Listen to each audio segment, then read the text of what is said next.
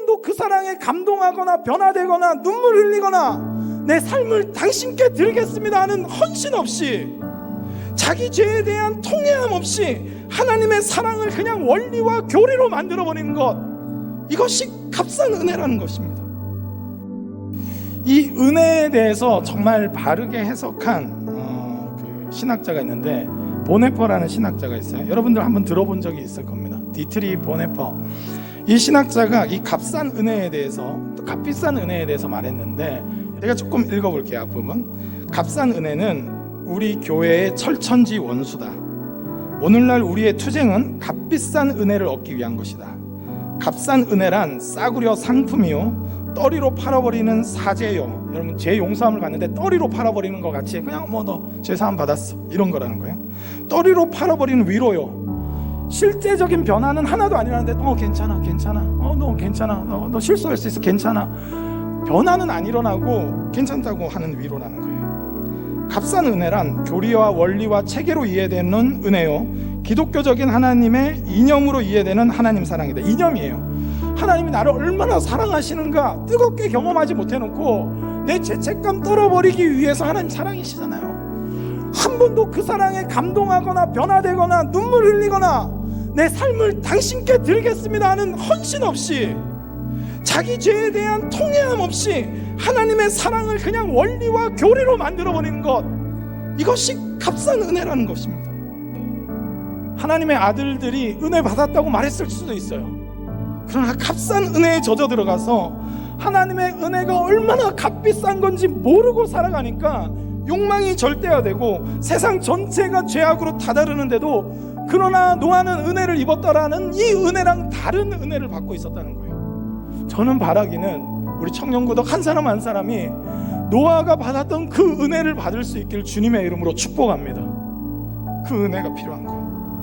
값비싼 은혜란 예수 그리스도의 부름이다. 이를 위해 제자들은 그물을 버리고 그분을 뒤따른다. 값비싼 은혜란 언제나 다시 추구해야 될 복음이요. 여러분, 복음은 처음 회심할 때만 필요한 것이 아니라 다시 추구해야 된다는 거예요. 날마다 추구해야 된다는 거예요. 날마다 복음이 필요하다는 거예요. 언제나 다시 강구해야 할 은사요, 언제나 다시 두드려야 할 문이다. 은혜가 값비싼 까닭은 따르기를 촉구하기 때문이다. 여러분, 은혜가 아주 값비쌉니다. 하나님이 우리 죄책감 떨어버리는 정도를 위해서 예수님을 보내신 것이 아니에요. 우리를 진짜로 새롭게 하시기 위해서 예수님을 보내신 줄 믿습니다. 하나님이 그렇도록 큰 값비싼 대가를 치르고서야 우리에게 이런 은혜를 주신 이유는 그냥 떠리로 파는 사죄를 원해서가 아니라 진짜 죄로부터 진짜로 온전함을 향하는 그런 은혜를 받게 하기 위해서라는 거예요. 여러분, 어떤 은혜를 여러분들은 사모하고 계십니까? 오늘 예배에 왔는데 어떤 은혜를 기대하면서 예배 드리러 오셨습니까? 나를 바꾸는 은혜입니까? 내 죄책감을 떨어버리는 정도의 은혜입니까? 나를 새롭게 하시는 은혜입니까? 여전히 반복적으로 끊임없이 어리석은 짓을 하는 나를 그냥 계속 용납하고 버려두길 원하시는 은혜입니까? 나로 하여금 하나님을 뜨겁게 사랑하고 서로를 향해서, 이웃을 향해서 뜨겁게 사랑하게 하는 은혜입니까? 아니면 냉랭한 마음으로 계속 지내도 아무렇지도 않고 무감각하게 지내도 되는 그 정도의 은혜를 사모하십니까? 저는 바라기는 전자의 은혜를 사모할 수 있길 바랍니다. 저 또한 그 은혜를 사모합니다. 저 또한 대충 그렇게 사역하고 사역의 이력이나 좀 남기는 그런 수준의 사역을 위해서 은혜를 갈구하고 싶지 않습니다. 우리의 영혼까지 새롭게 하시는 은혜, 하나님 나라가 눈에 선이 보이게 하시는 그 은혜, 나로서는 안 됐는데 하나님의 말씀을 의지해서 그물을 내려보니까 되게 하시는 그 은혜, 순종의 근거가 될 수 있는 그 은혜, 누군가를 조건 없이 사랑할 수 있게 하는 과거의 상처와 나의 실패와 나의 연약함과 배신감과 여러 가지 아픔들이 있지만 그것과 전혀 상관없이 여전히 똑같이 그리스도를 따르면서 사랑할 수 있게 하는 그 은혜를 받고 싶습니다.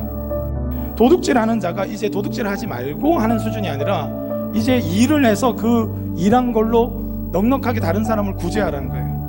여러분, 우리의 은혜가 그런 정도인 거예요. 도둑질 했었는데 도둑질 사해 주시고 하는 그 은혜를 구하는 게 아니라, 도둑질하는 걸 그만둘 뿐만 아니라 이제 열심히 일해서 누군가를 돕는 자로 바꾸는 게 진짜 은혜라는 거예요. 더러운 말을 막 했는데 덕을 끼치는 말로 완전 바뀌는 게 진짜 은혜라는 거예요. 십자가의 은혜를 십자가 은혜답게 다시 받는 것이 필요해요. 나는 어떻게 구원받은 자인가? 하나님이 값비싼 모든 것을 치러서 나를 구원하셨다는 거예요. 나를 완전하게 새롭게 하기 위해서 자기 자신을 내어주셨다는 거예요. 이게 은혜라는 겁니다. 여러분, 이 은혜가 우리 가운데 있길 주님의 이름으로 축복합니다. 하나님의 말씀에 의해서. 그리고 우리가 받은 은혜가 바로 그런 은혜라는 거예요. 속지 마세요. 값싼 은혜 아닙니다.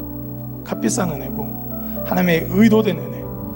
오늘 우리의 마음 가운데 성령이 부어진 것은 바로 이것을 위해서 주셨다는 거예요. 그것을 기억하며 믿음으로 나아가기 원합니다.